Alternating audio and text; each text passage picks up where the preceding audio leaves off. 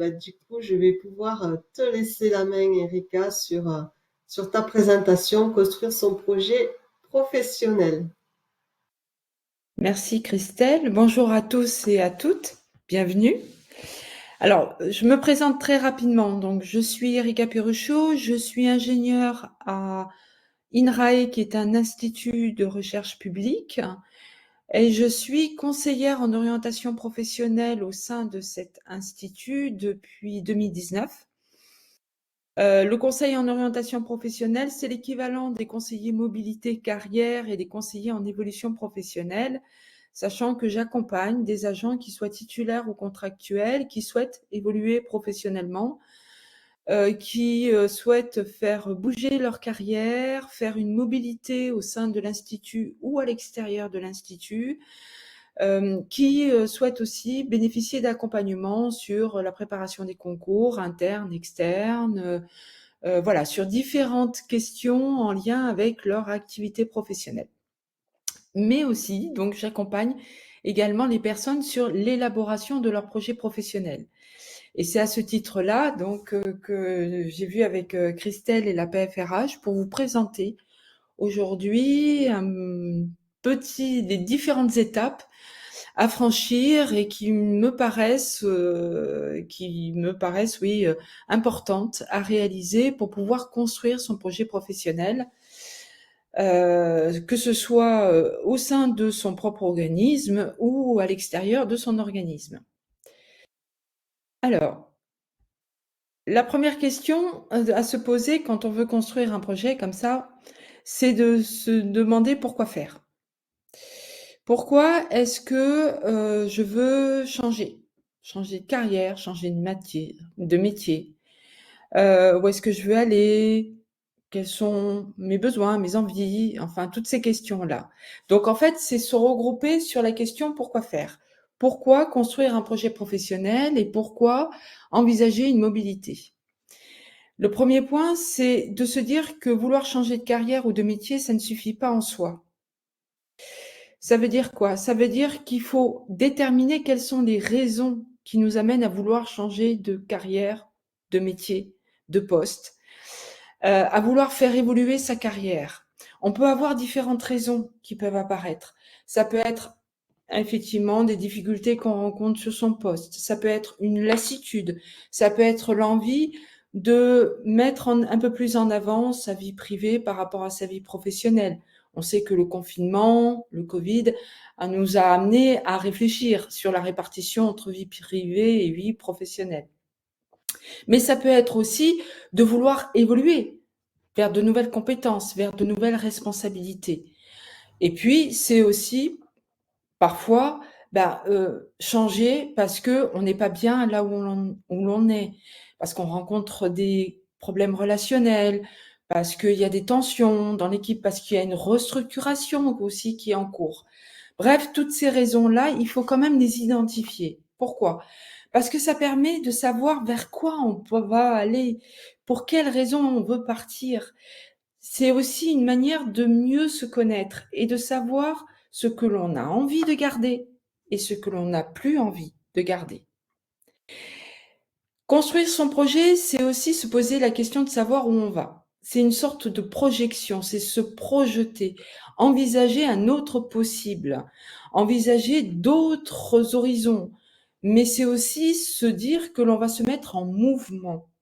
Et se mettre en mouvement, c'est enquêter, réfléchir, poser des choses, se poser des questions, trouver des réponses, échanger aussi avec son entourage, échanger aussi avec le conseiller mobilité carrière que l'on a dans son établissement ou dans sa collectivité. C'est aussi interroger d'autres personnes qui font d'autres métiers. Bref, c'est poser une projection en posant quelques questions et en essayant d'avoir une réflexion par rapport à ce projet-là. Construire son projet, c'est réfléchir à ses centres d'intérêt, ses valeurs. Pourquoi? Parce que c'est mieux se connaître. Faire un projet professionnel qui nous tienne, qui nous motive, qui nous permette de pouvoir envisager d'autres possibles et de construire quelque chose qui nous corresponde, c'est avant tout savoir se connaître. Alors, je reviendrai sur ce point-là tout à l'heure. Se poser aussi et se recentrer. Donc, comme je vous le disais, prendre le temps de la réflexion, changer, évoluer, modifier. C'est pas anodin. Ça peut avoir des conséquences. Ça peut avoir des conséquences sur sa vie personnelle. Ça peut avoir des conséquences en termes de changement de culture, d'environnement. Donc, la réflexion, elle va être aussi un élément important dans le choix que l'on va faire. Alors, la construction d'un projet, c'est d'abord commencer par soi. C'est d'abord se poser 3 questions essentielles. Quels sont mes besoins? Quelles sont mes envies? Et quelles sont mes compétences? Quels sont mes besoins? De quoi j'ai besoin? Si je veux faire évoluer les choses, de quoi j'ai besoin? Alors, ça peut être en termes de salaire, ça peut être en termes de reconnaissance, ça peut être aussi en termes d'environnement de travail, de conditions de travail. Par exemple, si dans le cadre de mon activité, je dois travailler, j'ai des astreintes les week-ends, ben peut-être que j'ai plus envie de ça. Peut-être que j'arrive à un âge où j'ai envie d'autre chose. Quels sont ces besoins-là? Donc, les poser, les clarifier, les identifier, de manière à pouvoir y répondre aussi. Quelles sont mes envies? Ben, souvent, lorsque j'interroge les agents et que je leur demande de quoi avez-vous envie? Ils me disent systématiquement, je n'ai plus envie de ça. Donc, j'ai identifié ce que je ne voulais plus.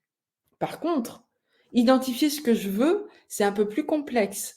Ça demande un peu plus de réflexion.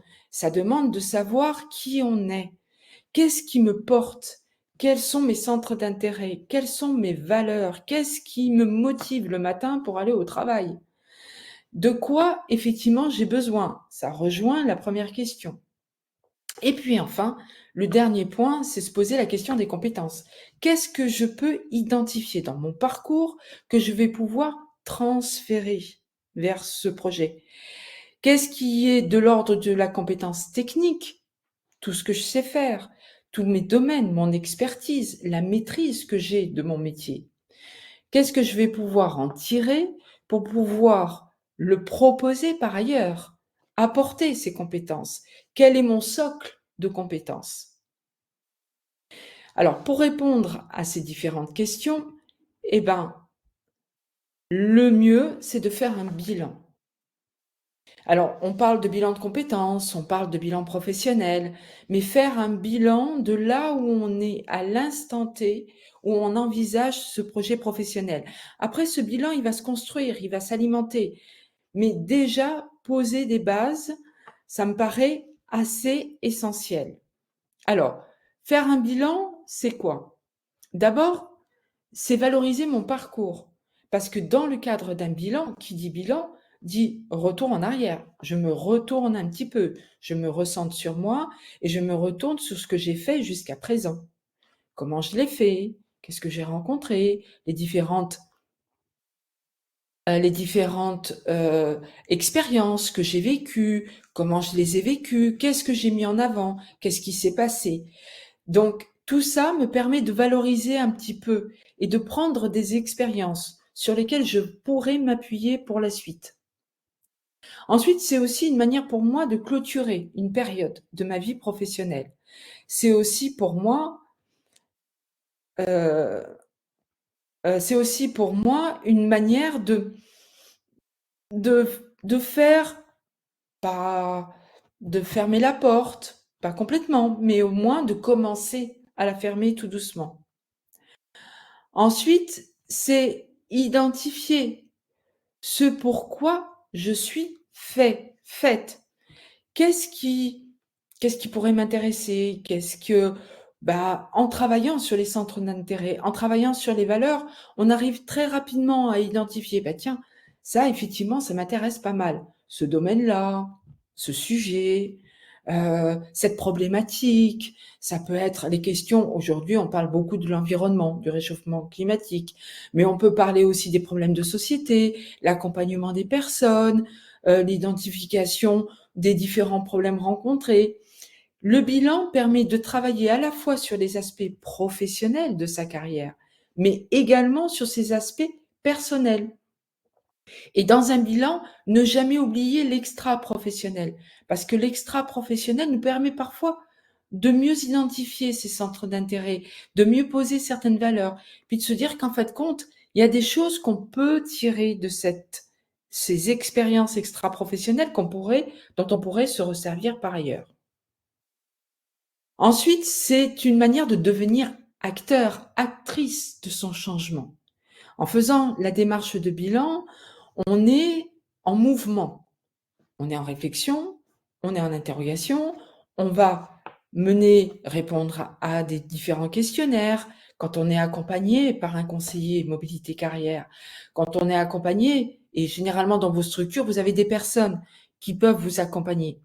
Et ils vont vous amener à poser des choses, à réfléchir, peut-être à remplir 2 ou 3 petits questionnaires. Donc ça va vous amener encore plus à cette réflexion-là. Et du coup, vous devenez acteur. Vous rentrez vraiment dans le mouvement. Ensuite, c'est vous appuyer sur ce que vous savez faire. C'est ce que je vous disais tout à l'heure pour les compétences. Appuyez-vous sur vos expériences, sur votre parcours, sur ce que vous avez pu déjà réaliser. C'est une plus-value pour vous. Il ne faut pas omettre toutes les compétences qu'on a accumulées. Et souvent, on a du mal à les identifier parce qu'on sait faire. Parce que pour nous, c'est tellement automatique, c'est tellement visible, pour nous, valide. Voilà, c'est naturel. Et pourtant, ça, en y mettant des mots, en y mettant des présentations, en les reformulant, eh ben, on arrive à pouvoir les valoriser de manière à pouvoir les présenter aux futurs employeurs. Et bien sûr, trouver sa voie. Trouver sa voie, donc identifier ce dont on a envie, mais surtout, quel choix faire pour la suite. Alors, je vois qu'il y a des difficultés, effectivement, Christelle. Moi aussi, j'ai un petit peu de mal à voir le diaporama. Je suis désolée. J'ai vu qu'il y avait un petit Oui, message. c'est Ouais. vrai, je ne comprends pas pourquoi, parce que je l'ai téléchargé. Alors, Est-ce qu'il y a... Non, il n'y a pas moyen de le bouger. bon. Je vais voir si je peux... Alors, Mm. concernant le support, on pourra vous le mettre à disposition. Il suffira de nous le demander pour qu'on récupère vos adresses mail. Je vais vous mettre l'adresse sur laquelle vous allez pouvoir nous solliciter le support. À ce moment-là, je pense quand même que vous l'aurez entier et il ne sera pas tronqué. Je vous mets dans la fila, dans la discussion publique, l'adresse où vous allez pouvoir nous le demander. Il n'y a pas de souci. Bien, merci, Christelle. Euh, ouais, du coup, oui. Alors, une fois qu'on a posé l'idée du bilan, qu'on a vu un petit peu comment on allait fonctionner, les questions, la manière de procéder. Donc ça, il y a des méthodes, hein, chacun a ses méthodes. Il y a les méthodes habituelles de bilan de compétences, hein, qui sont faites soit par des prestataires extérieurs, soit par des gens, hein, dans différentes structures, hein, et puis il y a les bilans professionnels où on s'appuie à peu près sur la même méthodologie. L'idée pour la construction, c'est à la fois d'explorer, de faire un choix pour, au final, arriver à prendre une décision. Et quelle que soit la décision. Alors, quand je mets dans le diaporama, je vous dis, c'est jouer, c'est gagner. Ça veut dire quoi? Ça veut dire que je vais rentrer dans une sorte de jeu de réflexion qui va m'amener à identifier d'abord mes intérêts et puis enrichir aussi ma connaissance de ce qui se passe autour de moi, ma connaissance de l'environnement, ma connaissance aussi de mes propres manières de fonctionner. Donc, je rentre dans cette phase d'exploration. Et puis, je vais arriver à passer cet environnement que j'ai autour de moi à la loupe. D'abord, en allant effectivement par l'exploration, me renseigner, me documenter, en allant voir un petit peu ce qui se passe, en allant peut-être à la rencontre d'autres personnes. Peut-être que dans mon réseau personnel, j'ai des gens qui exercent des métiers. qui peuvent peut-être m'intéresser. J'ai autour de moi, j'ai des rencontres, je peux participer peut-être à des forums, à des discussions, à des salons, à des choses comme ça. Aller à la rencontre des gens, c'est aussi pouvoir s'interroger sur la manière dont ils appréhendent leur métier. Et je vais beaucoup insister sur la notion d'enquête. Pourquoi? Parce que souvent, on a une image, une représentation du métier. Moi, je ne connais pas tous les métiers et parfois, je me fais une propre représentation de ces métiers-là. Et quand les personnes viennent me raconter comment elles font leur métier, comment ça se passe, comment elles réagissent, ce qu'elles rencontrent, ce qu'elles font, etc., moi, ça enrichit ma connaissance par l'échange, par le partage. Et souvent, on est un peu bloqué. On se dit, bah, je regarde les fiches ONICEP, je vais voir sur le répertoire interministériel des métiers, le RIM, je vais voir sur le répertoire de Pôle emploi, je vais voir un petit peu. Mais ça ne reste que du global. Les fiches métiers ne sont qu'une présentation générale. On vous explique dans la fiche métier quelles sont les compétences, techniques, les savoirs, savoir-faire, savoir-être, etc. On vous explique quel peut être l'environnement global du travail. Voilà, on peut travailler dans une collectivité territoriale, dans un établissement public, dans une direction, on peut travailler sur le terrain, on peut travailler en bureau, etc. Ce sont les conditions générales du travail. Mais la réalité du terrain, elle nous permet aussi de faire un choix. À partir du moment, parce que c'est pas forcément affiché, qu'il peut y avoir des déplacements. On vous dit, des déplacements sont à prévoir. OK? Mais à quel rythme? Est-ce que c'est tous les mois? Est-ce que c'est tous les 3 mois? Est-ce que c'est 2 fois par an? Toutes ces petites questions-là, seules les personnes qui exercent ces métiers peuvent vous les apporter, toutes ces précisions. Et il est intéressant aussi d'avoir leur ressenti, de comprendre comment ils fonctionnent, quel est leur environnement, quelles relations, quelles interactions ils ont quand ils ont affaire au public. Ben, c'est pas la même chose que quand on a affaire à des collègues. Ben, comment ça se passe? Est-ce qu'ils ont le rythme de réunion? Et enfin, voilà, différentes questions qui nous permettent de vérifier que nos images, notre propre représentation correspond à la réalité. Ensuite, c'est faire un inventaire. Faire un inventaire, c'est quoi? Ben, c'est partir un peu de son expérience. C'est identifier qui je suis. Donc, je fais la liste de mes compétences, je fais la liste de mes expériences et j'essaye de voir si c'est nécessaire, ce que je peux mettre en avant, ce dont j'ai besoin, ce dont je n'ai pas besoin pour pouvoir envisager la suite. Et puis, c'est partir à la découverte. Partir à la découverte pour trouver de nouvelles pistes, s'ouvrir à de nouveaux horizons. Je dis toujours aux personnes comme ça, quand on commence un accompagnement, je leur dis on va ouvrir des tas de portes. On va se retrouver avec des tas de portes ouvertes. J'ai toujours en tête un croquis comme ça où on a des tas de portes qui sont ouvertes. Et au fur et à mesure du travail que l'on fait ensemble, la personne ferme des portes. Mais d'abord, ne pas s'interdire des choses. Ça me paraît important. Alors après, il y a ce qui est du domaine du rêve, bien sûr, de l'idéal, bien sûr. On a tous un idéal, on a tous des rêves, et on sait très bien qu'on ne pourra pas les réaliser. Mais n'empêche qu'il y a des fois des envies que l'on a depuis un moment et qu'on n'a pas encore exprimées. Eh bien, peut-être que ce bilan, c'est aussi l'occasion d'exprimer ces envies-là. Après, il faut les confronter. Et c'est là où l'enquête va être importante. C'est qu'elle va permettre de confronter son envie à la réalité, à ce qui se passe réellement, le nombre de postes ouverts, les conditions pour pouvoir candidater, euh, les possibilités qu'il y a, euh, toutes ces conditions de travail, les horaires, le fonctionnement, etc., la rémunération, parce que c'est quand même un élément important. Est-ce qu'il y a des primes? Est-ce qu'il n'y a pas de primes? Enfin, tous ces éléments-là, c'est l'enquête qui va pouvoir y répondre. Une fois que j'ai tous ces éléments, eh ben, je peux peut-être commencer à faire un choix et à se poser la question, est-ce que je suis fait vraiment pour ce métier, pour ce poste? Est-ce que vraiment ça me conviendrait? Donc ça demande c'est un peu bousculant, hein, je reconnais que des fois c'est pas toujours facile, hein, c'est pas on n'est pas toujours très à l'aise avec ce type de questions-là, mais vous avez, si vous êtes accompagné, un interlocuteur avec qui vous pouvez échanger. En plus, souvent en toute confidentialité. Donc il y a pas de souci. C'est un lieu d'expression, c'est un lieu d'échange. Et puis vous pouvez peut-être en parler aussi à vos proches, à vos amis, à vos familles. Ils ont parfois une image de vous qui peut peut-être vous permettre d'avancer aussi dans votre réflexion.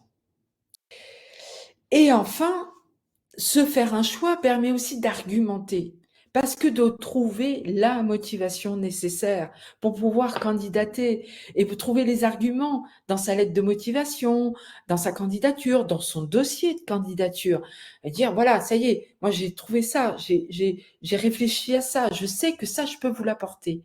Et ça fait partie aussi des choses à construire quand on prépare un projet. Quel argumentaire je vais avoir?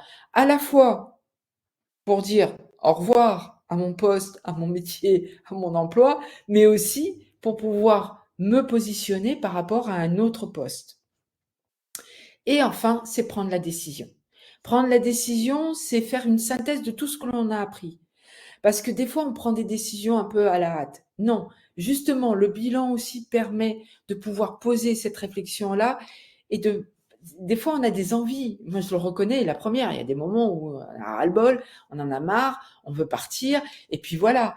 Mais cette réflexion-là nous permet de bien poser les choses et de se dire, OK, ce choix-là, je le fais en connaissance de cause et en toute conscience. Et je sais que ça va me correspondre. Alors des fois, on n'a pas de boule de cristal, bien sûr que non. On ne sait pas comment ça va se passer réellement sur le terrain, mais au moins, on a déjà des éléments et on sait vers quoi on tend. Alors, c'est prendre du recul sur soi, mais tout en restant critique. Parce qu'il faut toujours avoir aussi cet esprit critique, se dire, bon, je sais que là, bon, l'idéal, c'est pas ça. OK, que ce sera pas tous les jours très rose, etc. D'accord, j'ai conscience de ça. J'ai conscience que ça peut être au démarrage un petit peu difficile, qu'il va falloir que je me forme, qu'il va falloir que j'apprenne des choses. Je l'accepte parce que j'ai fait tout ce travail-là de réflexion en amont. Alors, tout ça pour vous dire que vous avez des sites, je partage, hein, c'est pour ça que le diaporama, effectivement, pourra vous être intéressant. Je partage différents sites. Vous avez différents sites pour découvrir les métiers existants, ce qui existe dans la fonction publique, d'État, hospitalière et territoriale, ce qui existe, effectivement, les différents référentiels. Après, réfléchir aussi sur les conditions de travail. Je me répète, mais c'est important. Et puis, commencer à identifier et donc, pour prendre une décision, sur les prérequis. De quoi je vais avoir besoin pour pouvoir postuler. Il y a l'enquête. Et puis, aussi, une autre manière de commencer à se renseigner, c'est de regarder un petit peu les offres d'emploi. Qu'est-ce qui existe comme offre d'emploi sur le marché? Qu'est-ce qui est attendu? Qu'est-ce qui est demandé dans les offres d'emploi? Ça permet aussi de pouvoir affiner sa réflexion et poser aussi des argumentaires par rapport à ça et commencer à se préparer à envoyer sa motivation. Voilà, et au final, j'ai fait un petit nuage de mots et j'ai mis dedans les différents termes qui paraissent les plus importants à retenir. D'abord, aller chercher l'information, bien sûr. Commencer à réfléchir sur ses valeurs, ses centres d'intérêt, ses besoins, ses savoirs, ses connaissances.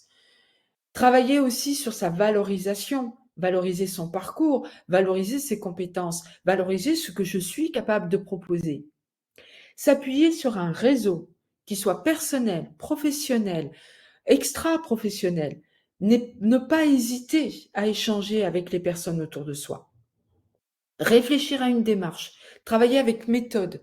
Ça aussi, c'est important. Poser une méthode, travailler petit à petit, étape par étape. Ne pas brûler les étapes, ça permet, alors ça prend du temps. De toute manière, on sait très bien qu'un départ et un changement de poste, ça ne se fait pas du jour au lendemain. Donc, prenez le temps de cette réflexion, justement, à partir du moment où vous avez initié le mouvement, vous verrez que les choses se mettent en place. Et comme je dis parfois à des agents, vous verrez que les planètes vont s'aligner. À partir du moment où vous avez bien posé votre réflexion, où vous êtes certain de là où vous voulez aller, vous verrez que les choses peuvent s'enclencher beaucoup plus facilement que si je me disperse et que si je pars un peu dans tous les sens. Et puis, surtout, ne pas être exhaustif, quoi. Commencer à réfléchir, à ouvrir et voir, en fonction de chaque ouverture, la faisabilité. Voilà, je vous remercie pour votre attention et je reste ouverte à toutes vos questions. Merci beaucoup Erika pour cette présentation. Alors voilà, je promets qu'à ceux qui le demanderont, on renverra le support dans son intégralité. Je crois qu'il y a un problème de version de PPT et de PDF, de conversion voilà, qui a fait que ça a bugué un petit peu là-dessus. Alors, il y a peut-être plusieurs questions. Il y avait une question où on trouve son CMC. Est-ce que tu veux y répondre, Erika, ou je peux... Alors, ça dépend des organismes, effectivement. Donc, je préfère que ce soit toi qui répondes, peut-être une meilleure Alors, vision que moi. ouais, généralement, vos CMC sont jamais très loin, hein, en fonction de vos ministères d'appartenance et surtout de vos RH de rattachement. Donc, c'est auprès d'eux qu'il faut se rapprocher. Ils sont pas forcément identifiés si facilement que ça parce que parfois, ce sont des personnes qui n'occupent cette fonction que sur une partie de leur temps, à 30 ou 40%. C'est notamment le cas dans les services de l'État où la personne est parfois occupe aussi des missions de chargée de formation et elle occupe cette casquette de conseiller mobilité carrière ou conseiller en évolution professionnelle sur d'autres administrations. La terminologie peut changer. En tous les cas, voilà, c'est généralement une personne qui est rattachée au service RH. Donc, c'est vos services RH de rattachement qui vont vous indiquer et qui vont pouvoir vous amener vers cette personne-là. Voilà. Ça, c'est pour peut-être identifier, savoir que bon, c'est dans le giron. Voilà, c'est jamais très loin et ces personnes-là sont là. Peut-être une remarque. Un changement de projet professionnel implique aussi un effort financier important. Oui, il peut impliquer un effort financier effectivement important. C'est pour ça que la réflexion est importante en amont et que échanger avec son entourage personnel est aussi important. Ça peut impliquer un effort financier en ce sens que d'abord un effort financier en termes de formation. Sauf si vous avez l'organisme qui peut vous financer effectivement ces formations-là, mais parfois on est peut-être un peu obligé de se former par soi-même. Donc il y a cet effort-là. Et puis, il peut y avoir un effort financier en termes géographiques. C'est sûr qu'il y a des projets où on ne peut pas forcément le réaliser à proximité de son domicile. Et donc, parfois, ça peut entraîner un changement géographique. Donc là aussi, c'est une grosse réflexion à avoir. Il ne faut jamais négliger l'aspect personnel et l'aspect économique du changement. Deuxième raison, c'est qu'on peut avoir un changement dans sa rémunération. Il peut y avoir parfois, moi pour avoir vu des agents qui l'ont vécu, une baisse de sa rémunération. Je perds des primes, je perds des avantages que j'avais sur mon poste. Donc là aussi, la bonne connaissance de soi, la bonne identification de ce dont on a envie, de ses besoins, permet de pouvoir répondre à ces questions-là et de faire ce choix-là en bonne connaissance de cause. Mais c'est vrai qu'un changement professionnel peut avoir des conséquences économiques. Oui, tout à fait. Alors, une autre question de Chantal qui dit: croyez-vous opportun de contacter un agent d'une autre administration en lui disant que ses missions vous plaisent? Si elle Alors, peut en parler. je dirais pas de le dire comme ça, mais que vous êtes intéressé par son métier. Voilà. Oui, oui, moi je dis aux personnes, allez les rencontrer. Alors, si vous avez besoin d'un appui, si vous êtes accompagné, hein, vous pouvez demander à la personne qui vous accompagne de servir d'intermédiaire dans ces cas-là, si vous n'osez pas. Parfois, c'est un peu compliqué, hein, de prendre contact avec les gens. Ou de travailler sur la demande, le message que je peux passer, etc., la rédaction du message. Mais oui, oui, oui, tout à fait, ça peut être tout à fait possible.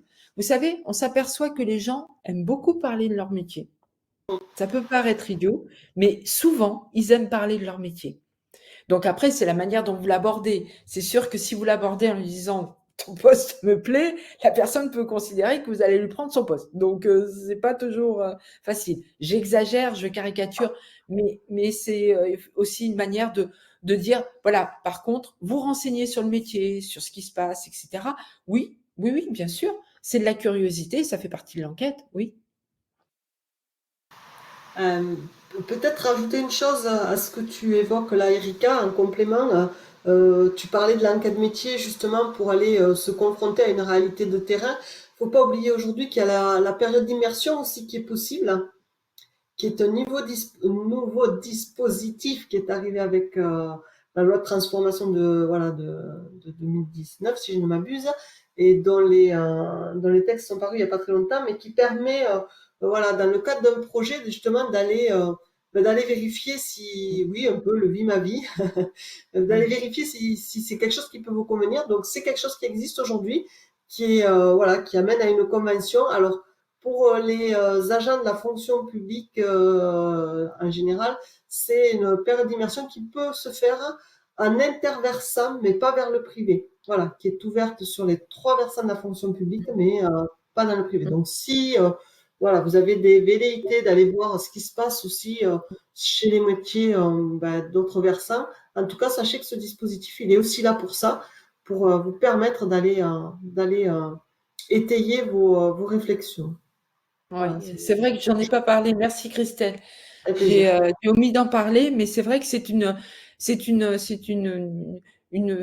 un dispositif qui est vraiment très avantageux, hein, qu'il faut pas hésiter à solliciter, et qui peut être intéressant, ne serait-ce que passer une semaine dans un autre service, ça permet de pouvoir se faire réellement une idée de ce qui se passe et de comment ça se passe, oui.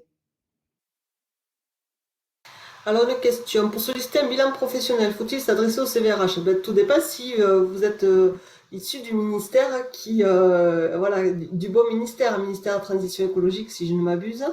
Donc oui, si c'est le cas. Sinon, ben, voilà, faut aller voir le CMC de votre structure. En tous les cas, les bilans professionnels, ils peuvent être menés par les conseillers mobilité carrière. Oui, tout Aujourd'hui, à fait. on pense aussi de plus en plus au bilan professionnel collectif. C'est de plus en plus dans l'air du temps, faut pas l'oublier. Et voilà, on peut vous proposer ce genre de choses aussi, Mm. qui est bien aussi, hein. En mixant un peu de collectif et de l'individuel, ça peut être une très bonne chose aussi.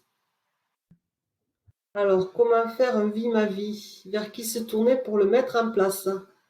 Ben là, là, j'allais dire. Alors, je sais pas si tu veux répondre, Erika, ou pas, vu ma vie. Alors Toi, tu oui, as mis ça déjà en place, dépend. hein? Voilà, ça dépend des structures. En fait, soit ce sont les services RH qui gèrent ça. Donc c'est le responsable RH, hein, de votre structure qui peut être en contact avec les différents responsables des services. Parce que comme il y a un conventionnement, ça veut C'est dire, ça. mais la première démarche, c'est d'en parler aussi à vos propres responsables, parce qu'il faut qu'ils vous autorisent quand même à sortir, parce que c'est pendant le temps de travail, donc à sortir de votre structure et à aller dans une autre. Donc déjà le prévenir que vous êtes en Mm. train de réfléchir effectivement à une évolution, etc. Moi, ça me paraît être la première étape. Ensuite, la deuxième étape, c'est de voir avec le service RH ce qui existe comme convention, parce que des fois, les responsables hiérarchiques n'ont pas cette information ou n'ont pas la convention ou ne savent pas comment faire. Donc, c'est le service RH qui met en place le conventionnement entre les deux structures. Voilà. Et qui prendra contact avec le service RH si vous quittez, si c'est pour changer d'administration, hein, faire interministériel, ben là, à ce moment-là, ça peut se mettre en place par les différents services RH. Christelle, je n'ai pas dit de bêtises à ce Non, niveau-là. non, non. C'est bon, c'est bon. Voilà. Euh, À INRAE, nous, ça se fait parce que c'est quelque chose qu'on pratique depuis très longtemps. Et en fait, de laboratoire en laboratoire, en fait, ce sont les responsables de labo qui se mettent en contact les uns avec les autres et qui établissent, c'est une convention qui est courante chez nous, mais en prévenant, bien sûr, la responsable RH de centre, hein, pour pouvoir lui dire, bon, ben voilà, il va y avoir un petit mouvement et avec peut-être, possiblement, une mobilité derrière, mais c'est pas, c'est pas automatique. alors, peut-être pour compléter les propos d'Erika, sachez que la DGFP en 2020 a édité un guide Il a fait l'objet de présentations, je crois que c'était l'année dernière, sur le forum de l'année dernière, c'était Julien Nesson qui l'avait fait de la DGFP, qui s'appelle Agir pour son projet de mobilité professionnelle, qui est très très très bien fait. Alors, faut pas le prendre parce qu'il pourrait être indigeste aussi, vu la page. Mais en tout cas, il rappelle bien les différents moments, les différentes périodes voilà, de comment on peut élaborer son projet, parce que finalement, c'est une démarche projet, hein, on peut le dire ça comme ça, en étant acteur, et c'est ce que prévenait Erika en disant que c'est hyper important de se mettre en mouvement et de pas voilà et de pas attendre, en tout cas ça c'est sûr, ça viendra pas. Et l'idée de ce guide qui est très bien fait, voilà, vous permet d'identifier ces différents moments, ces différents rôles que vous devez avoir dans ces différentes étapes. Donc voilà, c'est sur le site de la DGAFP que vous pouvez le retrouver, comme pas mal d'informations aussi sur la période d'immersion. Il y a des choses comme ça, il y avait des petits flyers, il y avait plein de choses. Donc je vous invite voilà, à aller voir aussi sur choisir le service public aussi, le site. Il peut y avoir des choses intéressantes aussi. Voilà, est-ce que je sais pas, est-ce qu'il y a d'autres questions ou pas sur ce sujet-là? N'hésitez pas, hein.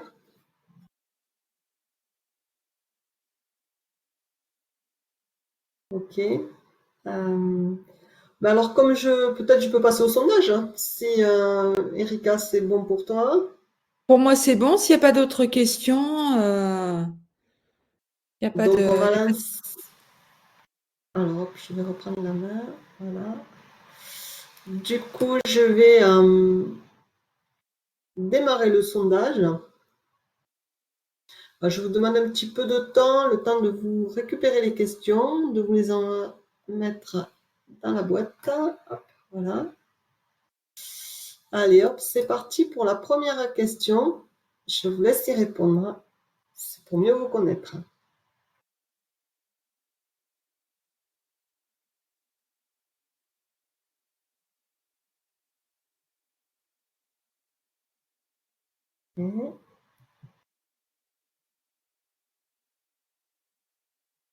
Alors, je vais publier la réponse à la première question. Les personnes semblent voilà, avoir répondu. Ça ne bouge plus. Donc, je vous publie la réponse. Ben, vous venez d'Occitanie.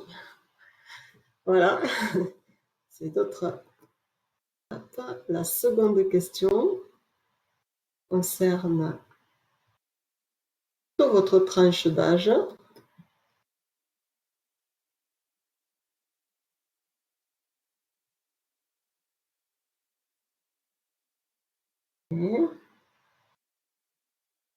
D'accord. Si ça ne répond plus, donc je vais publier les résultats.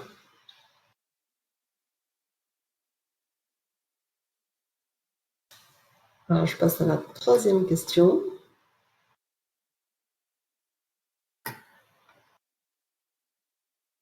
C'est pour savoir d'où vous êtes issu.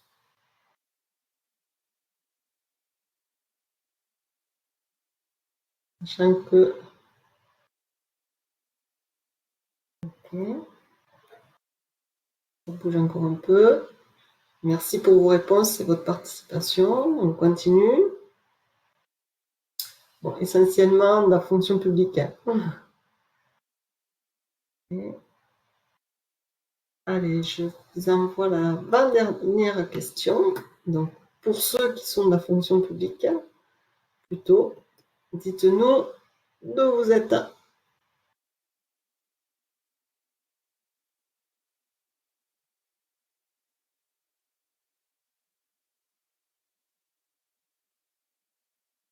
Et je vous publie les résultats. Majoritairement fonction publique d'État. Et la petite dernière question. Voilà, est-ce que globalement, est-ce qu'on a un peu, beaucoup, pas du tout répondu à vos attentes sur ce court instant? Parce qu'il y aurait de quoi dire beaucoup plus longuement sur le sujet en tout cas.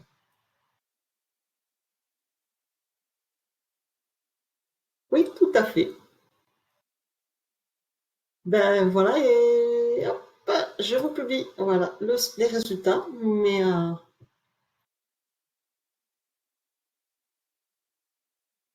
en tout cas, merci beaucoup pour votre participation. Merci Erika pour voilà, toi aussi ton témoignage et les qualités de ton intervention. Mmh. Oui, oui. Ben, merci à vous. Merci à toi, Christelle, et puis merci à vous tous hein, pour votre participation. Juste pour les personnes là, partiellement, c'est vrai que comme le disait Christelle, on aurait beaucoup plus de choses à dire. Donc, mais n'hésitez pas à prendre contact avec vos services RH, vos conseillers mobilité carrière, vos conseillers en évolution, etc. pour vraiment en rediscuter avec eux, quoi. Mais en tout cas, merci à vous. Ce fut un plaisir de partager ce petit instant avec vous et ces quelques informations. Merci beaucoup. À bientôt. Et, Au revoir. et à bientôt. Et je vous souhaite à tous bonne continuation et bon projet, bonne réalisation de vos différents projets.